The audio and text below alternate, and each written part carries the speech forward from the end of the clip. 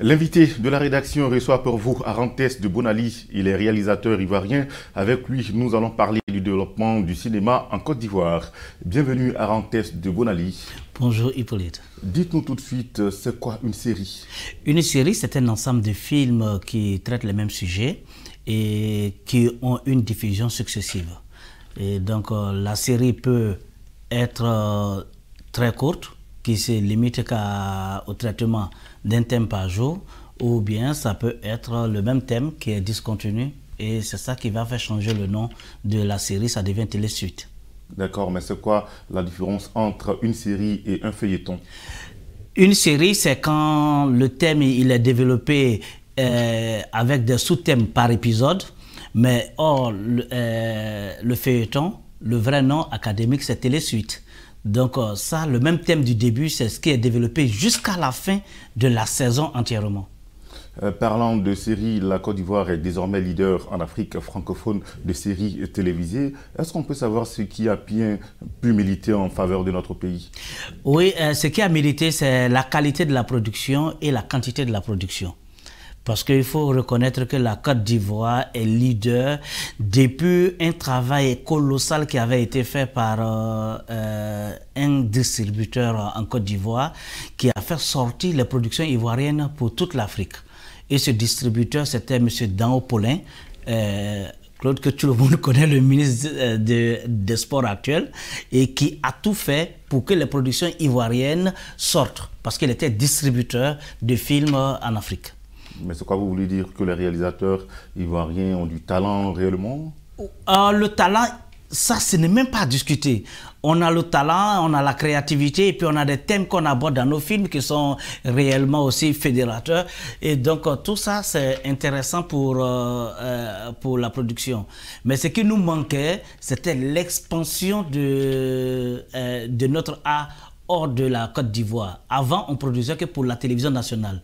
Ben, après, chose comme on appelle Ma Famille, a été le premier grand projet que le ministre Dao Paulin a porté et allé à la face continentale et imposé. Mais c'est devenu en même temps le boulevard pour toutes les productions qui sont venues après.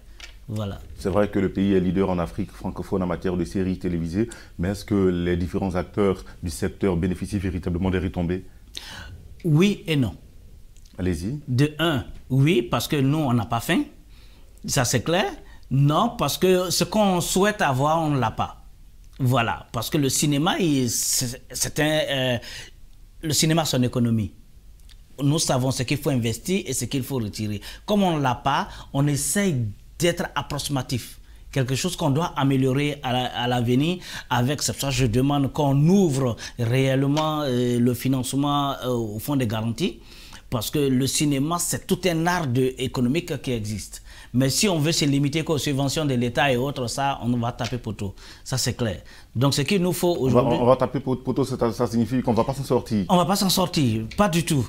Parce qu'actuellement, c'est le cinéma subventionné et c'est les nouvelles télévisions qui viennent d'arriver qui sont en train de mettre les préachats en place. Mais les préachats, ça tue la créativité, ça tue le droit d'auteur et ça tue beaucoup de choses à la fois. Parce que la télévision finance, exploite, mais que pour sa propre chaîne. Et les droits d'auteur, c'est autant de diffusions qui génèrent le droit d'auteur. Arantès de Bonali, quelle est la particularité du cinéma ivoirien? Quels sont les thèmes qui sont généralement abordés par les réalisateurs et autres? La particularité, c'est qu'il y a deux thèmes qui sont fédérateurs en Côte d'Ivoire et qui fait que nos cinémas est suivi. L'amour et l'humour. Voilà, ça c'est d'abord ça. Et puis de deux, c'est la manière de filmer.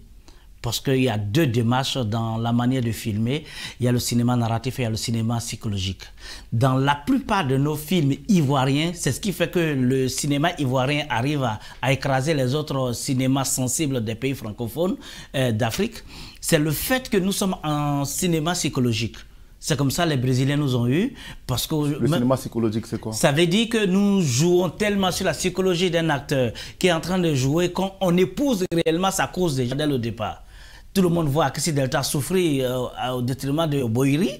Donc ça fait déjà que c'est la manière de la filmer qui fait qu'on parle du cinéma. Parce que dans l'échelle des plans, il y a les plans psychologiques et les plans narratifs. Mais dans la plupart de nos plans, nous qui avons été les premiers réalisateurs à vouloir travailler sur l'expansion du cinéma ivoirien, nous avons beaucoup fait dans le cinéma psychologique.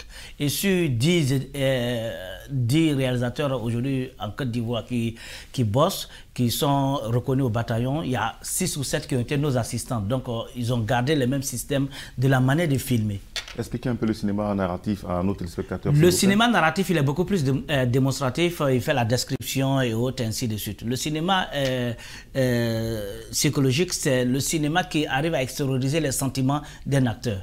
Et donc, ça montre, quand on voit quelqu'un souffrir, on souffre à sa place. Voilà. Or, le cinéma narratif, on va dire, oh, le décor est joli, le plateau est joli, mais ça ne captive pas trop.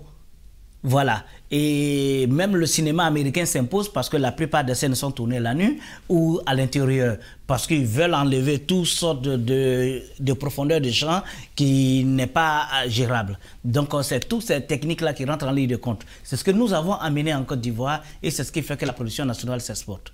Et par rapport aux autres pays africains. La production nationale s'exporte. Aujourd'hui, vous êtes leader au niveau des pays francophones, parlant justement de séries télévisées, mais vous avez quand même des difficultés. Expliquez-nous un peu, quelles sont les difficultés que vous rencontrez sur le terrain? Les premières difficultés, c'est ce qu'on appelle, quand on rentre dans le plan de financement, comment réunir les moyens. Ça, c'est d'abord la première chose. La deuxième chose, c'est qu'il y a la loi sur le cinéma qui a été autorisée en Côte d'Ivoire, mais malheureusement, ce n'est pas applicable. Ça veut dire qu'aujourd'hui, notre cinéma peut vivre de ce qu'on appelle les placements de produits.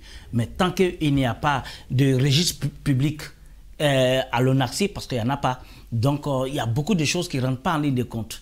Donc aujourd'hui, nous avons envie de placer des produits. De cette même manière qu'on vend Paris, on vend tout ce que la France a de cher, ou les États-Unis font le placement de produits sur le patrimoine aux États-Unis. Mais nous, on peut faire la même chose avec le café, le cacao, l'anacarde et tout ce que nous voulons pour vendre tout ce que la Côte d'Ivoire a. Parce que c'est des gros budgets.